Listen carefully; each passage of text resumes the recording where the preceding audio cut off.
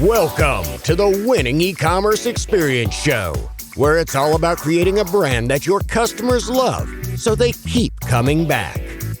This show is brought to you by DataCue. Your store experience begins with your homepage. DataCue improves your conversion rate up to 30% by showing each visitor a personalized homepage based on their interest. And now, your host, Shahram Anver. Hey guys, our guest today is the Digital Marketing Director at Catsy, a product experience management company. You'll find digital marketing courses on Udemy by him, and he also runs a digital marketing channel on YouTube. Michael Krynski, great to have you with us. Glad to be here. Thanks for having me. Yeah, I was just reading that product experience management company. That's quite a bit. So maybe you want to just break that down for us. What does that mean? Yeah, that's a mouthful. It's shortened by PXM. That's what a lot of people call it, but it's basically a derivation of PIM software, PIM, which is product inventory management, which is online software or cloud-based software that compiles all your images, all your product information to one repository that you can send out to different places. But what PXM or product experience management is being hyper focused on the syndication of products. So sending your product information or 360 spins, assets, anything to different retailers like Home Depot, Target, Amazon, any of those, and just be hyper focused on that to get your products and brand images directly onto all retailers that you want to. And it's an incredibly complex problem right now that a lot of businesses are having, getting all that information and sending it to different channels. So it's a big problem we're solving. Yeah, so I mean, I guess essentially you're helping people go multi-channel, right? So not just think about their own. So I guess it's like if someone's got their own website, then you're helping them with a few clicks of a button, I guess, get selling on multiple platforms. Yeah, exactly. So a lot of our customers have Shopify or Magento stores and whatnot, and then we take all that product information they have and make it specific, because all these different retailers have different requirements for like their products, like how many bullet points they have to have, or how long their descriptions are, and we seamlessly send that out to all the different retailers through our PXM module, which is we have support for a bunch of different retailers across all kinds of verticals. And so yeah, that's what. Got it. And so where does the digital marketing come in? Like I think that's a huge topic, right? And I know we were talking a little bit about this earlier, and you were saying like out of everything, SEO is like your forte. So is that how you spend most of your day, where you're really thinking about all the best keywords to rank for? Yeah, so I've been hyper focused on the SEO. Like I've been in the SEO business for like 20 years, basically ever since I started working. So I've seen all the different types of tactics and things that work in SEO. So anything I basically do, I'm the director there for digital marketing. So I handle all sorts of digital marketing, but I think this is why I'm a really good fit and why we're having success, is that every kind of our process, I have the SEO in the back of my mind. So anything we're doing, I'm thinking about those keywords, or thinking about those alt tags, or creating a keyword bank to make sure that we're always using that and finding the best kind of links that we can and everything we're kind of doing has a kind of a seamless process to it with SEO as the backbone. Because throughout my years of experience, one thing I've noticed with SEO is it's the one digital marketing channel that always brings back more than you put in. Like you put in a little bit of work in SEO, it's going to give you 10x return over time. It's not as immediate as like PPC or different types of digital marketing where you want immediate reward. But SEO, after 1 or 2 years, it just keeps growing. It's like a snowball effect. Yeah, and we were talking about this a little bit earlier about how this pandemic seems to have accelerated existing trends. And one of the things you were talking about is that, well, it's all inbound now. And so is that something? It sounds like that's something you'd recommend every digital marketer do, and just sort of not maybe. I don't know, like what your view is on, like, would you throw out outbound entirely, or would you just say it's like a high percentage of your time should be spent on inbound? Like, what's your view on what's that balance like for you? Well, like we were mentioning before, this is the first time I feel like in our industry, the inbound is honestly on the pedestal above outbound. It's always been about like, outbound sales and trying to get that in. And Mhm. now we're seeing all our SERP or all of our impressions on Google and everything just going through the roof. Everyone is looking through Google or inbound, not answering phone calls anymore. Like they're doing their own research. And this is honestly if you're not focused on the inbound side of the business right now, you're honestly, everyone else is focused on it because that's where they're seeing the rewards coming right now. So if you're not focused on it, I feel like you're going to be losing this next couple months or whatever, how long this takes with the COVID, because everyone is hyper focused on the inbound side because that's what's actually working right now. So one of the casualties with this pandemic situation is obviously cash flow, right? Like I think a lot of businesses are struggling with this right now. And one of the sort of the easy things to cut, or the obvious things which most people go for, is marketing budget. So I think PPC campaigns get slashed. Obviously, if people have money, they'll keep doing it, but these are sort of the easy pickings for cutting costs. But it sounds, at least with inbound, it's not more. It's the cost is less on actually spending on ads and things like that, but it's more of like that time, right? So would you say that if people are cutting down on the marketing budget, please don't touch your SEO strategy? Is that like what your like guideline right now is? I would agree 100% because isn't really a big cost to SEO. It's Right. taking the time to write good content, writing good blogs. That someone on your team can possibly do that.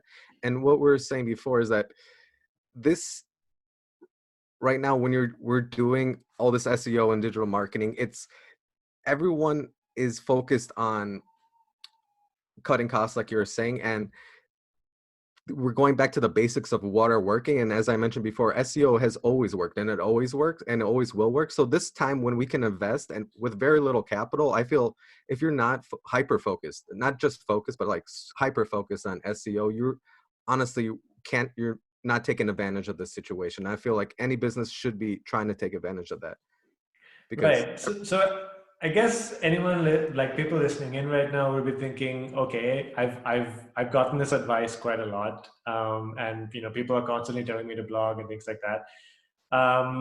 But I guess one of the concerns would be, yes, SEO is important, but I suppose the results are very dependent on how well you execute, right? It's not just going out there and writing a whole bunch of blogs and just sitting back. So maybe we can just start off by maybe just getting into like a little bit of a one-on-one, where we've got a business, they've got customers, they've got some steady revenue coming in, and they haven't really thought about SEO seriously.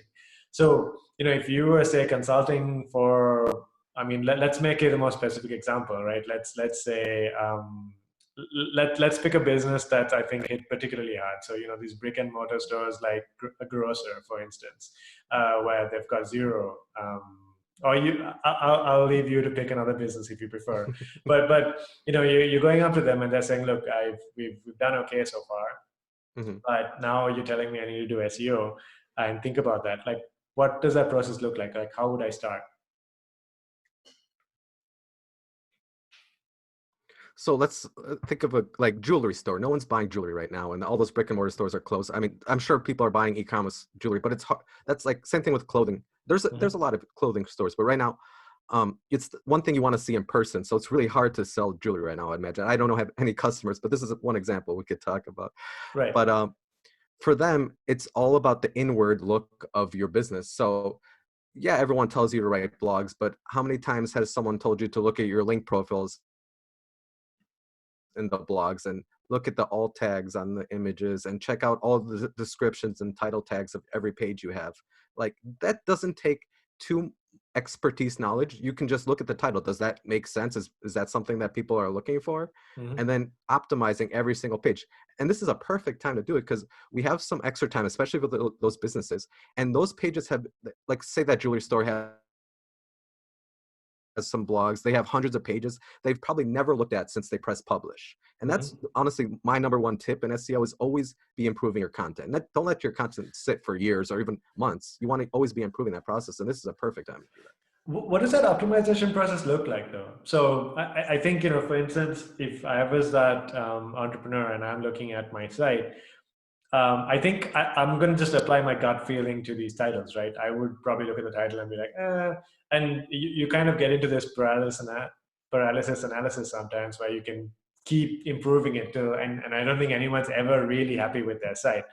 So what kind of, what I'm getting at is that, like with SEO, at least from what I've read, one of the things you got to really know is to think about like strategically what keywords you want to rank for, and then you plan your content around that. So, so how would someone actually think about these keywords? So take this jewelry store. How would they do that? No, that you're exactly right. That's exactly what I was going to say, is that this is one of those times you can start creating an overarching marketing strategy just for SEO. And that's usually the best way to do that, is just to start off with a keyword bank and come up with like top 10 keywords for your business. So that jewelry store, let's say, gold necklaces in Chicago or something. And that's their 3-word keyword that they want. And so anytime you're building a new page and stuff, you're looking, if you're using those 3 words close to each other, at least a few times in each page. So, and if you keep doing that, and that's just one keyword, but they have 10, and you go through every single page and check every single image. You can put alt tags in those images with those keywords too. And if you just analyze all of this content with those keywords in mind, you're going to be in a great position after that. Because most people, a lot of people are doing it now, but most people never look at and revamp their content afterwards. And Right. I'd also sprinkle in a little bit of link building and be in there too, with just your pages, like different links to different pages in your. So talk us through link building. What does that mean? It's just having a good link ratio, basically. So you don't want to have any stragglers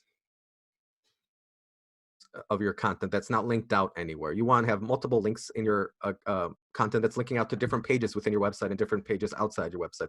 There's a perfect ratio, golden ratio that people call it, but everyone has little different ones from experience, and that's kind of like your secret formula that a lot of digital marketers use, is that golden ratio.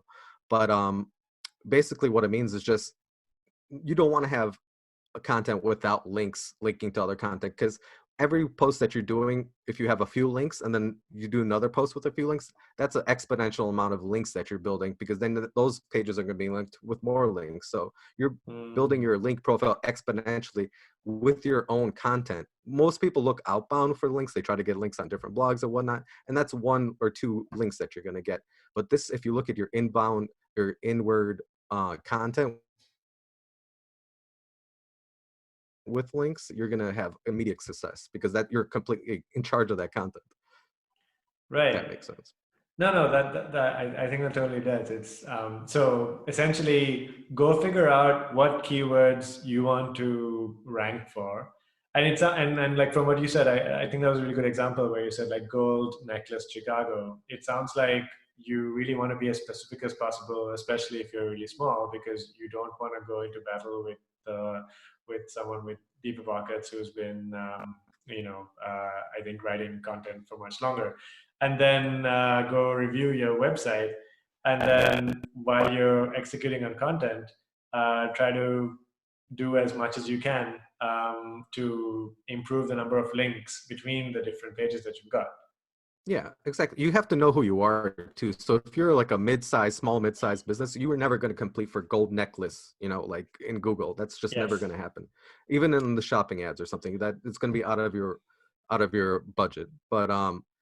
But that's why the beauty of long tail keywords, that's what those are called more than like 3 words. You can get really specific with it, like gold necklace in north side of Chicago for wedding anniversaries or something like that. Right. That you can probably get in the first couple pages right away if you have a broad structure in place to try to rank for that keyword. And you can get a lot of traffic from those long tail keywords too. Yeah, and I was about to say that those long tail keywords can be very valuable too, because I would assume even if you spend all your time ranking for golden necklace, you probably won't get that conversion anyway, because it's so vague that maybe the person is not very clear. But if you only sell within Chicago, then you're far more likely to get the sale if you rank for a word with Chicago in, right? Yeah, your relevance rank goes up the roof because then you're part of Chicago. That's what they're looking for. Like your click-through ratio is definitely going to go up much higher in those long tail keywords than the So what is that? big ones, even if you rank for those big ones. So we've just talked about essentially coming up with a basic SEO strategy, right? So now let's say like we've built this, but you said something very interesting at the start in terms of like how you run your job as a digital marketing director. That what like it doesn't mean that your job is only SEO, but every digital marketing activity that you do, you look at it from an SEO perspective. And Mhm. so maybe I think let's sort of translate that to people listening in. So, like it sounds like, okay, we've got this SEO strategy now. I'm a jeweler and I really want to rank for Chicago. How do we build all the other stuff that we're doing to go really around that? Because I'm assuming like, we're sending out emails to our customers. We've got a few ads going on. We're probably posting some content on social media. How do we bring that all together to complement our SEO? Yeah, so it really starts with that. You have to make a nice, I always tell people it's the foundation that matters of any marketing plan. So you want to build a solid foundation, and that always usually starts with that keyword bank that I'm talking about. So Mm-hmm. if you have those 10, 20, 50 keywords in mind, just the words that you're using, you want to be consistent with that language. And it also doesn't just help SEO standard, it helps for your brand marketing, that people have a consistent brand image for your business that you're using. And that really helps people calm down, not just calm down, but trust you more because you have a vision and you're sticking to it. And you're more consistent with your vision, and people really pick up on that quickly. So having that foundation of that keyword bank is, I would say, paramount to anyone that doesn't have that and is trying marketing. It's kind of like a shotgun effect. You don't really know what's effective or not because you're not judging on anything basically. So it's really, you have Right. to be like a sniper focused here with those 20 keywords or whatnot, and just focus on those in social media with your newsletters, and all that will really work together beautifully. Right. I like the metaphor there. So sniper good, shotgun bad. Well, there's other times when shotgun strategy works really well too, but I think in this certain time, especially for small and mid-sized business, the sniper method is definitely the way to go. No, but I think that makes sense, right? Essentially, it's like the smaller you are, the more important it is to focus. Like Coca-Cola can spend millions and millions of dollars on just branding billboards. You don't do that for a small business. Like it's far more about ROI. So I think that makes a lot of sense. And it's bottom up. It all builds. All those long tails build eventually into this a small short tail keywords. Like that all builds into a snowball effect where eventually you might become, within 10 years or 20 years, that Coca-Cola in your niche too, because you're building all that information, you're building trust, you're building authority. Yeah. Yeah, go for it. Like I'll take Pepsi too. I'll be Pepsi too. Yeah, just to be a little fair. Yeah, okay. Hopefully people are already doing some version of this, right? Because essentially what we're saying is like have a strategy. It doesn't matter what it is, but just have a strategy. And one of the things I've heard is that yes, this pandemic has been obviously it's disrupted so much. It's such a huge change. It's like unprecedented shock to the system. But leaving aside the businesses that are directly affected by, for instance, travel and things like this, where it doesn't matter how good you are, no one wants to travel right now. I think most businesses are affected by how well run they were from a marketing standpoint before the pandemic started, right? Because Mhm. you were talking about inbound, and inbound, like you said, it's not something you do today and it starts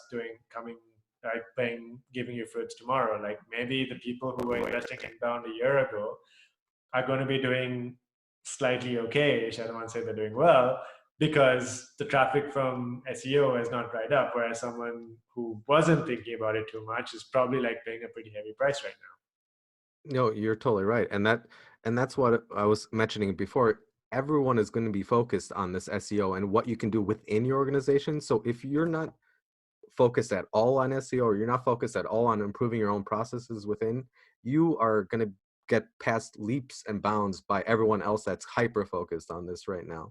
And like take example for like Catsy here, for example, again, like when I came on, I started SEO right away, and we're seeing incredible right now results from the work that we've been doing right away. And that's because we had a unique problem where it was hard. It was hard. People didn't know they had a problem with this product experience management. Like they would just do it manually and, you know, hire 4 people to update all their listings everywhere. And they didn't know there was an easier way. It's that aha moment that people get when they see our software and like how it works, that they understand, okay, now we have a problem. So inbound was always a good way to do that, because outbound, that's hard to do. Like you can't explain that over the phone, or you really have to show them the product demo for that to work. But so it's really hard to know where your business is and where your business is going in the future. You really have to adapt right now in these times, especially.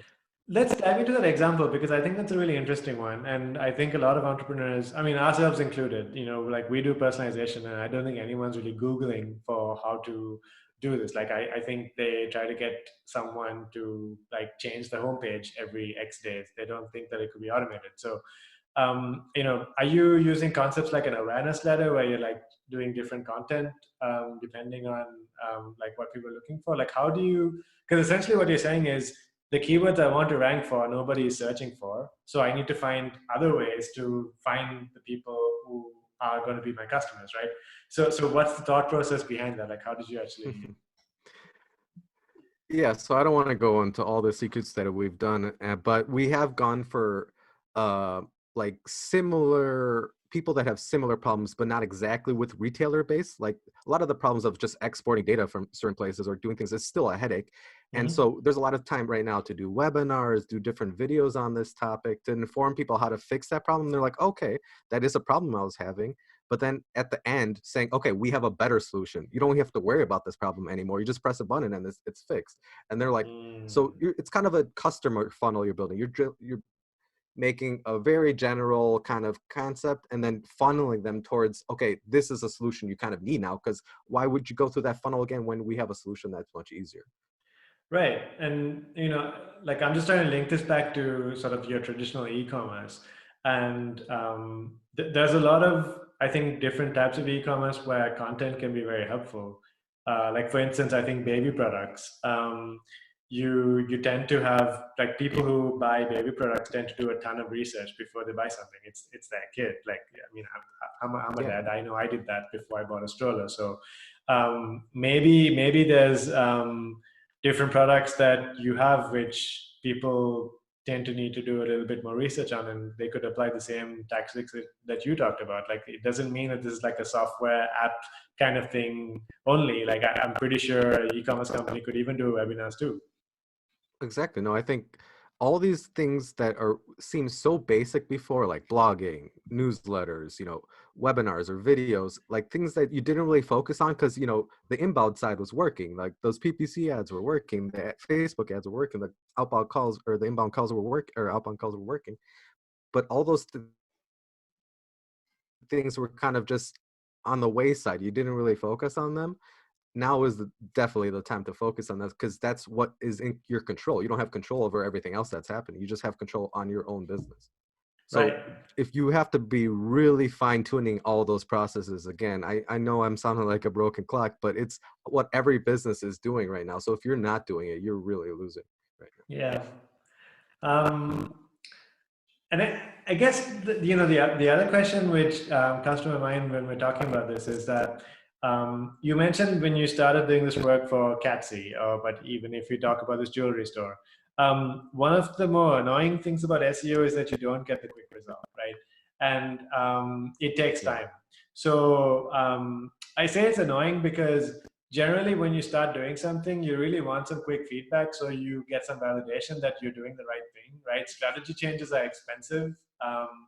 So what kind of measurement, or how, like, what would you advise someone who's thinking, who's now thought, all right, that this sounds good, I've got to get my keywords, I've got to get my strategy, I'm going to write some content, but how do I measure this? Like, how long do I have to wait till I know that this is working? And if it's not, how do I change that? That's a really good question, because this is a big pain point in SEO. Because anytime you do change, actually, it could hurt you the first couple weeks. Like, Sure. even if you're doing a really good change, you might see drops and everything, because there's a Google dance that it's going to happen. I usually like to see the drop because that means I'm doing something well, but there's other ways to see how you're doing. And I think the number one way is just through uh, the webmaster console, their search console in Google. There's Hmm. so many tools there to see. You can see where you're, what position you are for whatever keywords you are, what kind of keywords you have, like those long tail keywords you can find right there.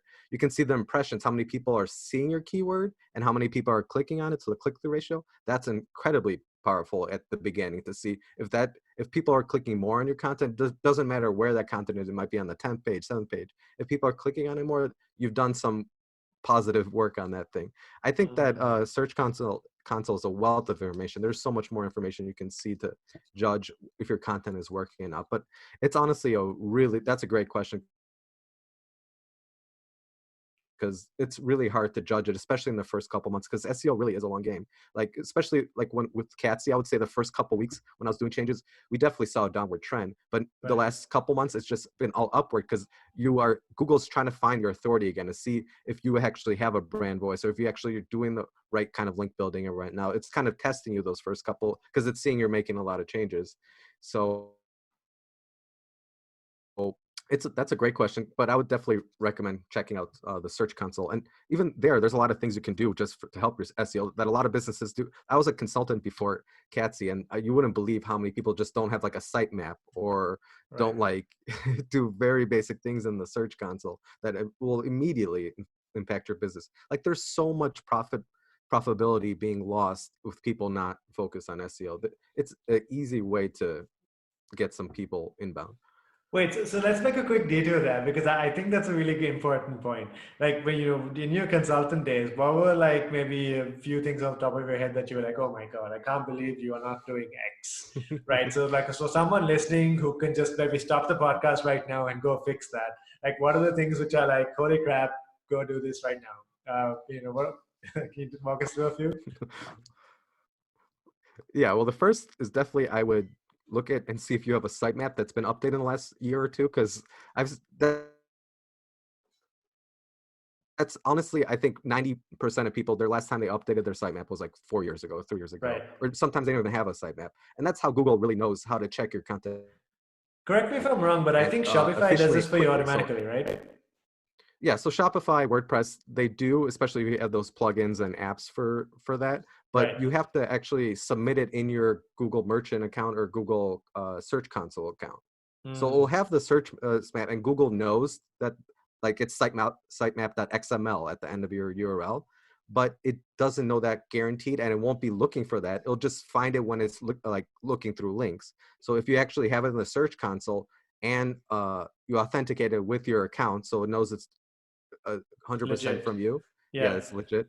They'll be looking at it every single day. Anytime you update it, and you'll see so much more impact right away if you just have a legit updated sitemap in your console.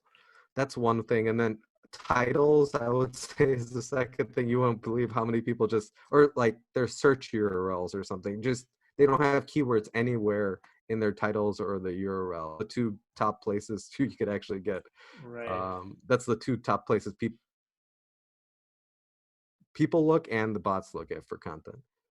So, guys, with the pandemic Yeah, I mean, on, most of you are most likely at home right now. So, if you heard that and you don't have a sitemap updated or your titles are looking shabby, pause this right now and go fix it. All right, back to you, Mike.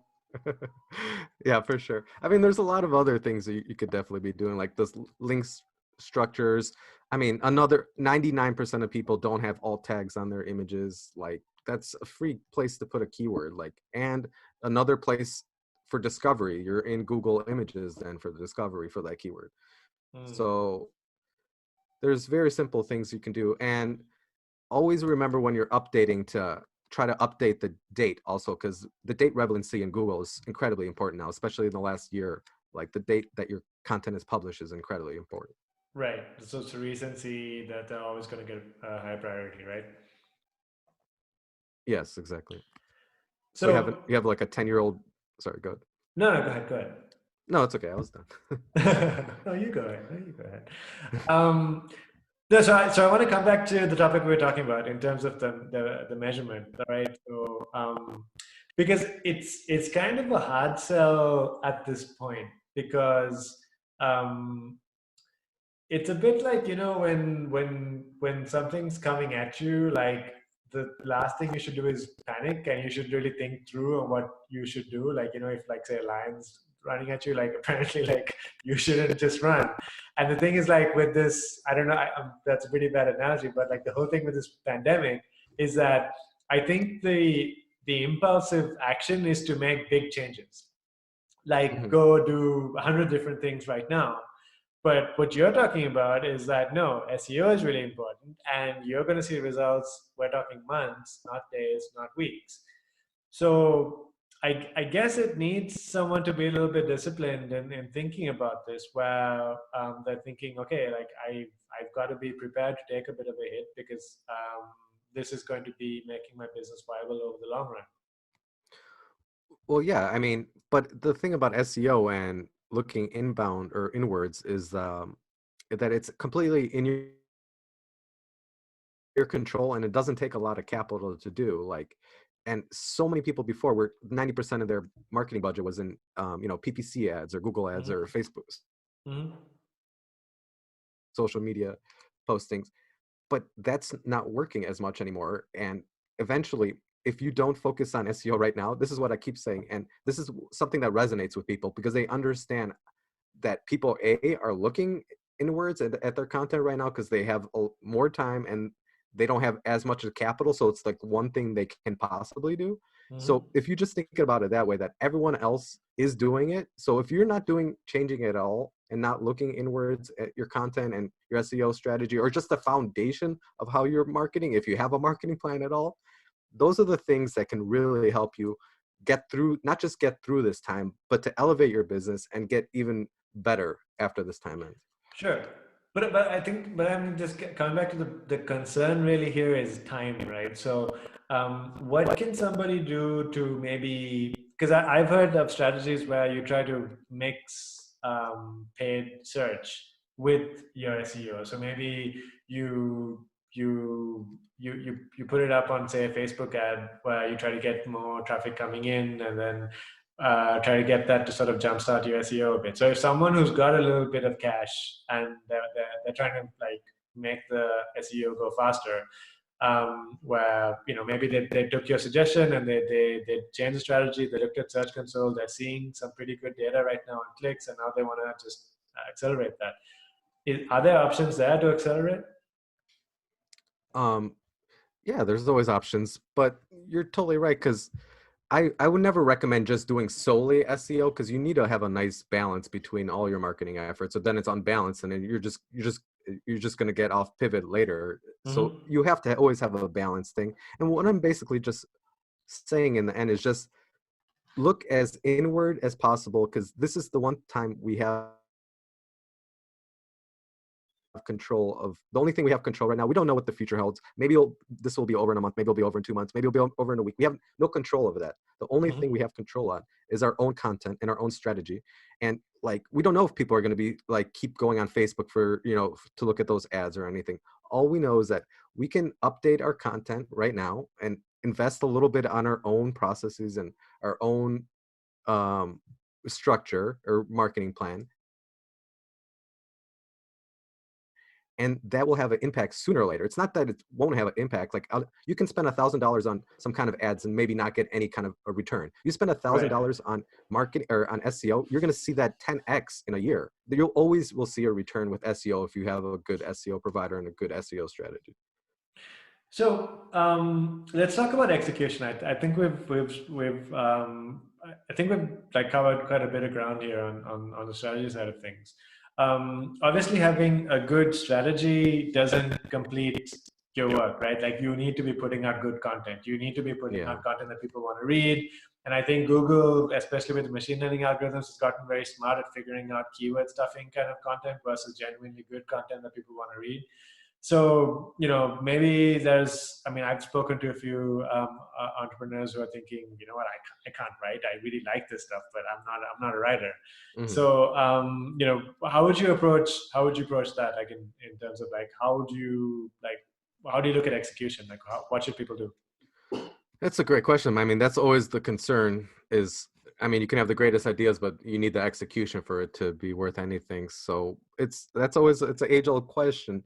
But if you, and there's a new SEO strategy, or not a newish, in the last couple years, it's people used to have like landing pages, or like different blog posts that weren't very useful, that just had a lot about your keywords and whatnot. But you want to actually create like kind of some kind of content that people will share eventually, or that means that it's useful. As soon as someone, like even one person, shares your content, that means you've actually impacted that person's life enough that they want to forward this on to people in their other life. So that's incredibly useful if you see people sharing your content. But it's to create that, I mean, I don't want to say you want to be clickbaity or anything, but Yeah, I was gonna say. but there's so many different times right now that I don't like to focus too much on the coronavirus, but this is a gold mine right now for content, because you can literally just add any keyword that you want, or anything you're thinking about, and then just add coronavirus to the end, and like, top jewelry trends for coronavirus or something. Like that's immediately useful. Like maybe like someone will eventually wants to see like what works, in the coronavirus. Like, maybe there's different like face mask jewelries or something. There's adding the coronavirus the end of the keyword it's just a gold mine right now, because everyone's searching that kind of stuff. But I mean, there's no silver bullet for this. I mean, content is king, and it's hard to create compelling content that people like to share. But you kind of always have to just go into the user's viewpoint and see. Hey. Right. Yeah, I lost you a little bit there, but I think I got your point. Like essentially, like look at the user's viewpoint and try to make sure that you're impacting them with something useful, right? Yeah, exactly. So a lot of companies do this in a different way, like Moz and stuff. They like once a year, I think it's Moz, they like do like the biggest digital marketing trends of the year. And that's like their big content thing. And people just share that all over the web. And they get so many backlinks just from that once a year post that they make. They just survey a bunch of digital marketers and compile that into a report. And that's their golden goose content that they have. And that's honestly how they built their whole business, I think, is with that report. So if you kind of can do a similar thing of just like compiling useful viewpoints in your business, that's immediately right there shareable content. The only thing I wanted to add in is that, you mentioned adding coronavirus as the title. I just want everyone listening to this to please do not claim that your products are solutions or cures for coronavirus if they're not. So I've seen a lot of this happening. So please do not No, do please that. don't do that. But I hope not. Yeah, I hope that's not what I was implying either. Because no. But yeah, like I think people have a way of hearing what they want to hear. So I want to make sure that that's really clear. Yeah. But absolutely, like I think especially with the lockdown situation, it's changed people's behavior so much that there's clearly like so many ways that you can write about your product that could fit into the new living situations people have, right? Like I saw I was speaking to another entrepreneur a few weeks ago where, they make diaries and things like that. And then they just rebrand the product to be stuff that artists can doodle on and kids can draw in. It's because, people are spending tons of time at home. And that could be a perfect article with the coronavirus title that's saying like things to do with stationery during coronavirus. And that would be a perfect little article. No, right now, go on to Amazon.com and search coronavirus gifts. You'll see everyone rebranding like their coloring book for coronavirus, like kids activity book. Now it's for coronavirus. And there isn't that many people doing that. But all the ones on the top are people that are rebranding their content just for coronavirus. And I'm sure they're getting incredible amount of sales right now just from doing that. And that's going to taper off within the next couple of weeks. So this is just a strategy for until everyone starts doing this, because it's a free market right now if you just add coronavirus to different products that you have. But don't say it's the cure to any or even helps coronavirus. I'm just saying like best styles for coronavirus or something like that. No, I hear you. I hear you. Hey, this has been awesome, Mike. We talked about strategy, we talked about execution, and we talked about measurement. I think we covered quite a bit. What are the top 3 takeaways for you for people listening in?